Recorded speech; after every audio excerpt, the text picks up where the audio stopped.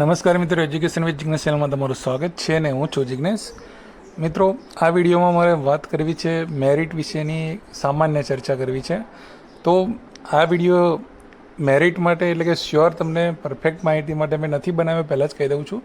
અને વિદ્યાસહાયક ભરતીના મેરિટ વિશે જે છે હજુ PML નથી આવ્યું અને લોકો જે છે સવાલો કરતા હોય છે કે મારો નંબર આવી જશે કે કેમ, બરાબર. ઘણી બધી કોમેન્ટો પણ આવતી હોય છે કે મારું આટલું મેરિટ છે, આ કેટેગરી છે, આવું છે, તેવું છે, મારો નંબર લાગશે કે નહીં લાગે. તો બધી ચર્ચા ઘણી બધી જે છે એ કોમેન્ટ સેક્શનમાં પણ કરતા હો છો અને મને પ્રશ્નો પણ પૂછતા હો છો. તો આ હું એક સામાન્ય જાણકારી જે છે એ આપવા માટે આ વિડીયો બનાવ્યો છે. મેરિટ જે છે એ કઈ કઈ બાબત ઉપર આધાર રાખે છે તમે બધા જાણતા જ હો છો, કે મારે કંઈ કહેવાની એમાં વધારે જરૂર હોતી નથી. કે જે પણ કટ ઓફ જે છે એ ખાસ જે છે એ બે વસ્તુ પર આધાર રાખતું હોય છે કે જે તે કેટેગરીમાં કેટલી જગ્યાઓ આવેલી છે અને સામે જે છે કેટલા ઉમેદવારો છે. આ વસ્તુ જો આપણને ખબર પડે કે તે અંદાજ હોય તો જ આપણે મેરિટનો જે છે એ સચોટ અંદાજ લગાવી શકીએ છીએ. એ તમે બધા પણ જાણો છો, બધા જાણે જ છે કે જ્યાં સુધી કેટેગરી વાઇઝ જગ્યાઓ ના આવે અને મેરિટ જે છે એનું લિસ્ટ ના આવે ત્યાં સુધી આ બધી વાતો જે છે એ કરવી આવવામાં ગણાશે. છતાં પણ આ વિડીયો બનાવવાનું કારણ એ છે કે જે જનરલ વાત જે છે, જનરલ ચર્ચા, કે અમુક લોકોને જે છે એ જનરલ ચર્ચા જે છે એમાં પણ ખબર નથી પડતી કે ભાઈ વારો આવશે કે કેમ, શું છે, આ બધી વાતો કરતા હોય છે.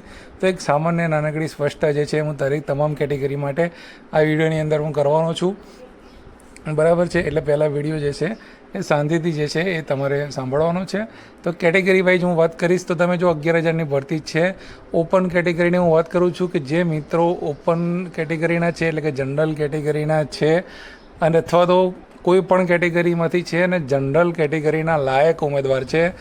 એટલે કે એ પુરુષ ઉમેદવાર હોય, 33થી વધારે ઉંમરવાળો ના હોય, ને મહિલા ઉમેદવાર 38થી વધુ ઉંમરની ના હોય, અને બંનેને એટલે કે પુરુષ કે સ્ત્રીને એ લોકોને જો ટેટની અંદર 90 અથવા એનાથી વધારે માર્ક્સ હોય એટલે કે જનરલ માટે દાવેદાર છે તો પછી તમારું મેરિટ ગમે તેટલું પણ કેમ નથી, બરાબર છે. 55 હોય, 60 હોય, 65 હોય, કોઈ પણ પ્રકારનું તમારું મેરિટ હશે તો 100% જે છે તમારો નંબર ભરતીમાં લાગી જવાનો છે. એ લખી રાખજો, તમારે કોઈ ચિંતા કરવાની જરૂર નથી. કયો જિલ્લો મળે છે, શું છે, એની કોઈ ચર્ચા હાલ નહીં થાય, બરાબર. જિલ્લા વાઇઝ જગ્યાઓ આવતા થોડી વાર લાગશે. PML આવશે ત્યારે આપણે ફરી ચર્ચા કરીશું.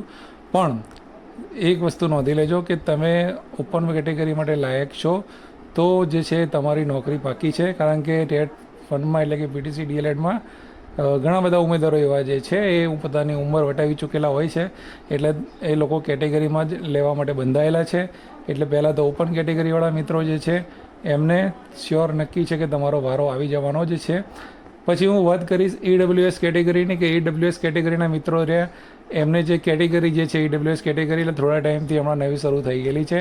અને એ કેટેગરીમાં જે છે દરેક ભરતીની અંદર તમે જુઓ તો 10% જગ્યાઓ જે છે એ આપવામાં આવી જ રહી છે. આની અંદર પણ ગણતરી પ્રમાણે જે છે 1100 જગ્યાઓ તમારી EWS કેટેગરીમાં આવશે. હવે EWS કેટેગરીના પણ મોટાભાગના ઉમેદવારો જે છે જનરલ માટે લાયક હોય છે, ગઈ ભરતીમાં પણ જોયું હતું. તો EWS કેટેગરી જે છે એ લોકોએ પણ ખાસ કંઈ ચિંતા કરવાની જરૂર નથી. અને કેટેગરીની અંદર જે લોકો લેવાના હોય એટલે કે જે ફક્ત કેટેગરીમાં જ જે દાવેદાર હોઈ શકે છે, બરાબર, ઉમેદવારોની સંખ્યા પ્રમાણે હાલ હું એવા મારા અંદાજ પ્રમાણે કહી શકું છું કે 60થી વધારે મેરિટવાળા જે છે એ તમામ ઉમેદવારો જે છે EWS કેટેગરીના એ સેફ કહી શકાય છે. કોઈ ચિંતા કરવાની જરૂર નથી. નોકરી બાબતમાં કોઈ ચિંતા ના કરશો, નિશ્ચિત થઈને બેસો. હવે વાત કરવી છે અમારે SC કેટેગરીની અને OBC કેટેગરી, બંને કેટેગરીની સાથે જ વાત એટલા માટે કરવા માગું છું કે ખાસ બંને કેટેગરીને જે છે મુખ્ય પ્રશ્ન જે છે એ ગઈ વખતે થયો હતો. તો જેવી રીતે આગળ આપણે વાત કરી કે ટકાવારી પ્રમાણે કે SC કેટેગરીમાં 60% જગ્યા આવી જોઈએ અને SC/BC કેટેગરીમાં 27% જગ્યાઓ આવી જોઈએ. જો આની અંદર પણ જો થોડું પ્લસ માઇનસ રહેશે એટલે કે ગઈ વખતે જે ઘટાડો જે જોવા મળ્યો હતો સામાન્ય ભરતીમાં, એવો પણ જો ઘટાડો થાય છે તો શું પોસિબિલિટી હોઈ શકે છે એની આપણે વાત કરી લઈએ એટલે તમને થોડો ઘણો અંદાજ આવી શકે, બરાબર. 11,000 જેવા આસપાસ 10થી 11,000ની વચ્ચે ફોર્મ ભરાયા છે, એ પ્રમાણે સંખ્યા આપણે જોઈએ. અને સામે જે છે જગ્યાઓ પણ 11,000ની ભરતી છે એટલે એટલું બધું જે છે એ ફરક નહીં પડે. ઘણી બધી જગ્યાઓ જે છે કેટેગરીમાં પણ આવશે, બરાબર છે. એ ઓબીસી છે એટલે ઓછામાં ઓછું જો મેક્સિમમ 3,000 જગ્યાઓ જે છે ઓછામાં ઓછી 2,000 જગ્યા જે છે એ તો આવવાની જ છે. એટલે તમારું મેરિટ જે છે એ ઓબીસી કેટેગરી છે કે એસસી કેટેગરી છે, તમારું મેરિટ જે છે એટલું બધું હાઈ નથી રહેવાનું. આઈ થિંક મારા એ પણ હું તમને કહી દઉં છું કે 62-63 સુધીના આરામથી મિત્રો જે છે એ લાગી જશે.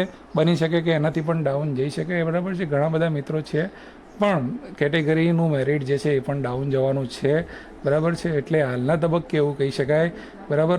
શ્યોર માહિતી નથી, હું તમને પહેલાં જ કહું છું. કોઈ મિત્ર કોમેન્ટની અંદર એવું ના જણાવે કે તમે કેવી રીતે કહી શકો આટલું રહી શકે આમ છે. કે હું તમને જે માહિતી આપું છું એ મેં થોડું ઘણું કંઈક વાત કરીને જ વિચારીને જ તમને માહિતી આપી રહ્યો છું. અને સ્પષ્ટતા મેં પહેલાં જ કહી દીધી કે જ્યારે પણ જગ્યાઓ અને મેરિટ લિસ્ટ આપણી પાસે આવશે એટલે ફરીથી આના ઉપર આપણે ચર્ચા કરવાના છીએ. પણ તમારી સાંત્વના માટે, તમારા વિચાર માટે કે આપણી ચેનલ મેરિટ વિશે શું કહે છે એટલા માટે મેં આ વિડીયો બનાવવાનું નક્કી કર્યું છે. તો ઓબીસી અને એસસી કેટેગરીવાળા ઉમેદવારો જે છે એ તમારું મેરિટ જે છે કે 62-63 કે એનાથી વધારે થતું હોય તો તમારે પણ કોઈ ચિંતા કરવાની જરૂર નથી આ કેટેગરીમાં, બરાબર છે. એસટી કેટેગરીની વાત કરું તો એસટી કેટેગરીમાં પણ ઘણી બધી જગ્યાઓ જે છે એ આવતી હોય છે. અને જેટલા પણ ઉમેદવારો એસટી કેટેગરીના હશે તમામ ઉમેદવારો જે છે એ નોકરી લાગી જવાના છે. કોઈને કશું ચિંતા કરવાની જરૂર છે નહીં. તો આ વાત કરી મેં તમામ કેટેગરીના ઉમેદવારોની વાત કરું છું. સાથે સાથે પીએચ કેટેગરીના ઉમેદવારોની પણ વાત કરી લઈએ તો 440 જેટલી જગ્યાઓ જે છે ઓછામાં ઓછી આવવાની છે.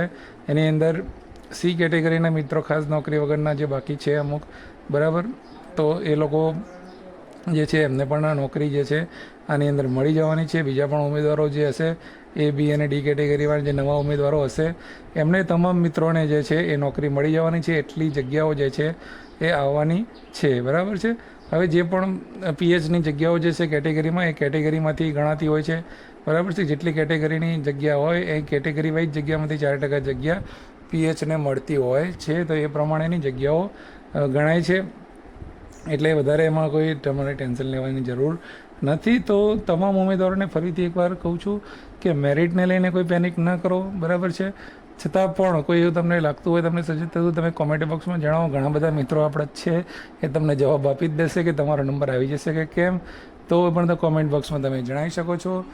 વધારે માહિતી જે છે એ તમને આપણી ચેનલ ઉપર જે છે એ આગળ જતાં મળતી રહેવાની જ છે. ઘણા મિત્રો ચેનલ ઉપર નવા આવે છે પણ આપણી ચેનલને સબસ્ક્રાઈબ કરતા નથી, લાઇક નથી કરતા અને શેર પણ નથી કરતા. તો એવું ન કરશો મિત્રો.